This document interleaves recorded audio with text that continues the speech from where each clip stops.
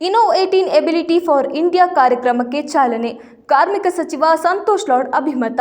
ವಿಶೇಷ ಚೇತನರ ಸಬಲೀಕರಣಕ್ಕೆ ಕೈ ಜೋಡಿಸೋಣ. ಹೌದು, ಸಂತೋಷ್ ಲಾಡ್ ಫೌಂಡೇಶನ್ನ ಸಂಸ್ಥಾಪಕರಾದ ಸಂತೋಷ್ ಹಾಗೂ ಇಂಡಿಯನ್ ರೈಸಿಂಗ್ ಫೌಂಡೇಶನ್ನ ಸಹಯೋಗದಲ್ಲಿ ನಗರದ ಬಳ್ಳಾರಿ ರಸ್ತೆಯಲ್ಲಿರುವ ಎಂಎಸಿ 1ನ 4 ಸೀಸನ್ಸ್ ಹೋಟೆಲ್ನಲ್ಲಿ ವಿಶೇಷ ಚೇತನ ಸಂಶೋಧಕರಿಗೆ ದೇಶದ ಮೊದಲ ಬಾರಿಗೆ ಬಹುಶಿಸ್ತೀಯ ಸಂಶೋಧನೆ, ಅಭಿವೃದ್ಧಿ ಮತ್ತು ನಾವೀನ್ಯತೆಗೆ ಪೂರಕವಾದ ಪರಿಸರ ವ್ಯವಸ್ಥೆ ಕಲ್ಪಿಸುವ ಇನ್ನೋವೇಟಿವ್ ಎಬಿಲಿಟಿ ಫಾರ್ ಇಂಡಿಯಾ ಎಂಬ ಮಹತ್ವಾಕಾಂಕ್ಷೆಯ ಕಾರ್ಯಕ್ರಮಕ್ಕೆ ಚಾಲನೆ ನೀಡಲಾಯಿತು.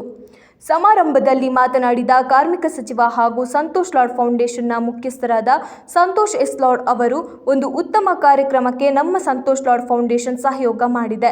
ವಿಶೇಷ ಚೇತನರು ಸೇರಿದಂತೆ ಎಲ್ಲರನ್ನ ಒಳಗೊಳ್ಳುವ ಅಭಿವೃದ್ಧಿ ಮಾದರಿಗಳಿಂದ ಮಾತ್ರ ದೇಶದ ಸಮಗ್ರ ಅಭಿವೃದ್ಧಿ ಸಾಧ್ಯವಾಗುತ್ತದೆ ಎಂದು ಹೇಳಿದರು. ಈ ನಿಟ್ಟಿನಲ್ಲಿ ವಿಶೇಷ ಚೇತನರಿಗೆ ಕರ್ನಾಟಕ ಸರ್ಕಾರವು ತರಲು ಉದ್ದೇಶಿಸಿರುವ ಉದ್ಯೋಗ ಮತ್ತು ಶಿಕ್ಷಣ ಕ್ಷೇತ್ರದಲ್ಲಿ ಮೀಸಲಾತಿ ಮಸೂದೆಗೆ ಬೆಂಬಲವಾಗಿ ನಿಲ್ಲುವ ಮೂಲಕ ಇಡೀ ದೇಶಕ್ಕೆ ಕರ್ನಾಟಕ ರಾಜ್ಯ ಮಾದರಿಯಾಗುವಂತೆ ಮಾಡಬೇಕು ಎಂದು ಮನವಿ ಮಾಡಿದರು. ನಮ್ಮ ಫೌಂಡೇಶನ್ ಇಂತಹ ಕಾರ್ಯಕ್ರಮಗಳಿಗೆ ಸದಾ ಪ್ರೋತ್ಸಾಹ ನೀಡಲಿದೆ. ಸಮಾಜದ ನಾಗರಿಕರಾಗಿ ನಮಗೆ ಸಾಕಷ್ಟು ಜವಾಬ್ದಾರಿಗಳು ಇವೆ. ಈ ದೇಶ ಯಾವುದೇ ಒಂದು ರಾಜಕೀಯ ಪಕ್ಷಕ್ಕೆ ಸೇರಿಲ್ಲ. ದೇಶ ಎಲ್ಲರದ್ದು. ವಿಶ್ವದ ಹಲವು ದೇಶಗಳು ಜನಸಂಖ್ಯೆಯಲ್ಲಿ ಕಡಿಮೆ ಇದ್ದರೂ ತಲಾದಾಯದಲ್ಲಿ ಹೆಚ್ಚಿವೆ. ಅಂಗವಿಕಲರಿಗೆ ಅವಕಾಶ ದೊರೆಯುವಂತೆ ಮಾಡಲು ನಾವು ಕೆಲಸ ಮಾಡಬೇಕು ಎಂದರು. ದೇಶದಲ್ಲಿ ಕೋಟ್ಯಾಂತರ ವಿಶೇಷ ಚೇತನರು ಇದ್ದಾರೆ. ಅವರಿಗೆ ಒಂದಲ್ಲ ಒಂದು ರೀತಿಯಲ್ಲಿ ನಾವು ನೆರವಾಗಬೇಕು. ನಮ್ಮ ಇಲಾಖೆ ವಿಶೇಷ ಚೇತನರಿಗೆ ಕರ್ನಾಟಕ ಉದ್ಯೋಗ ಮತ್ತು ಶಿಕ್ಷಣ ಕ್ಷೇತ್ರದಲ್ಲಿ ಮೀಸಲಾತಿ ಕಲ್ಪಿಸಲು ಸಾಕಷ್ಟು ಕೆಲಸ ಮಾಡುತ್ತಿವೆ. ವಿವಿಧ ರೀತಿಯ ವಿಶೇಷ ಚೇತನರು ಇದ್ದಾರೆ. ಅವರಿಗೆ ಎಲ್ಲ ರೀತಿಯ ಅವಕಾಶಗಳು ಸಿಗುವಂತಾಗಬೇಕು. ಒಂದು ಹೊಸ ಬದಲಾವಣೆಗೆ ನಾವೆಲ್ಲ ಕೈ ಜೋಡಿಸೋಣ ಎಂದು ಕರೆಯನ್ನ ನೀಡಿದರು. ವಿಶೇಷ ಚೇತನರ ಬಲವರ್ಧನೆಯನ್ನ ದೃಷ್ಟಿಯಲ್ಲಿಟ್ಟುಕೊಂಡು 2047ರ ವೇಳೆಗೆ ಭಾರತವನ್ನ ವಿಶ್ವದ ಅತ್ಯಂತ ಸಮಗ್ರ ಸಂಶೋಧನೆ ಮತ್ತು ಅಭಿವೃದ್ಧಿ ರಾಜಧಾನಿಯನ್ನಾಗಿ ಮಾಡುವ ಗುರಿ ಹೊಂದಿರುವ ಈ ಕಾರ್ಯಕ್ರಮದ ಅಡಿಯಲ್ಲಿ 10 ಕೋಟಿ ರೂಪಾಯಿ ಆರಂಭಿಕ ನಿಧಿಯೊಂದಿಗೆ ದೇಶಾದ್ಯಂತ 100ಕ್ಕಿಂತ ಹೆಚ್ಚು ಮುಕ್ತ ಪ್ರಯೋಗಾಲಯಗಳನ್ನು ಸ್ಥಾಪಿಸಲು ನಿರ್ಧರಿಸಲಾಗಿದೆ.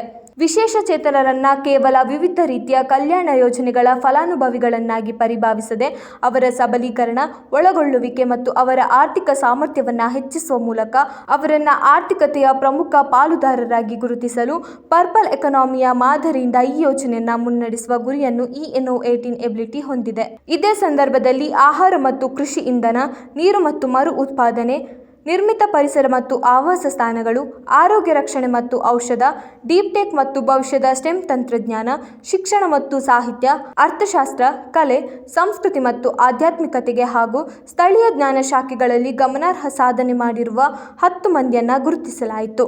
ಸಮರ್ಥಮ್ ಟ್ರಸ್ಟ್ನ ಸಂಸ್ಥಾಪಕ ಟ್ರಸ್ಟಿ ಡಾಕ್ಟರ್ ಜಿ.ಕೆ. ಮಹಂತೇಶ್, ಹಿರಿಯ ಕ್ರೀಡಾಪಟು ಶಾಲಿನಿ ಸರಸ್ವತಿ, ಜೆಎಸ್ಡಬ್ಲ್ಯೂ ಇಂಡಸ್ಟ್ರೀಸ್ನ ಅಧ್ಯಕ್ಷ ಬಿ.ಕೆ. ಮುರುಗನ್, ಕಿರ್ಲೋಸ್ಕರ್ ಮೋಟಾರ್ಸ್ನ ಉಪಾಧ್ಯಕ್ಷರಾದ ರಮೇಶ್ ರಾವ್, ಇಂಡಿಯಾ ರೈಸ್ ಫೌಂಡೇಶನ್ನ ಸುನಿಲ್ ಜೋಶ್, ಜಾರ್ಜ್ ಕಣ್ಣನ್, ಕಾರ್ಪೊರೇಟ್ ಉದ್ಯಮಿಗಳು ಹಾಗೂ ಪ್ರಾಯೋಜಕರು ಉಪಸ್ಥಿತರಿದ್ದರು.